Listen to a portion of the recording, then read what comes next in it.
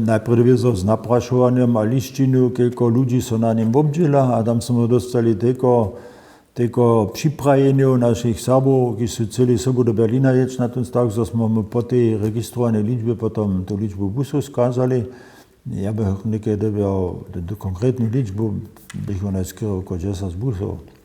Also my sme tam byli schon jedna dosť veľká siva Serbov.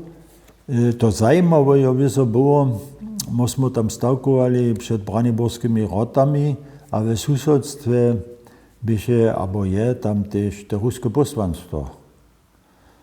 A te poslance sú s oknom odhľadali a si mysleli, že tam jen ruský zběžk so započne. To by tam teď taká epizoda, štož po nebi. Ale my sme mieli tam rečníkov a mez druhým tež jedno tedemnišo sakského ministra, když je na adresu Zjazkového sejma rečal, zobe Zjazk při svojej zume a svojej připravenu ostal.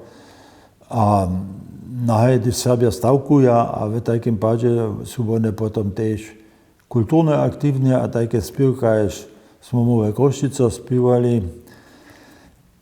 Tun Kirluš, bozo, ty tun tež v Berlíne so spíval. No za nás všichni, čo sa tam obdžili, by to jen junkotné doživenie v Berlíne, v sarských náležnostiach, stavkovať smeč.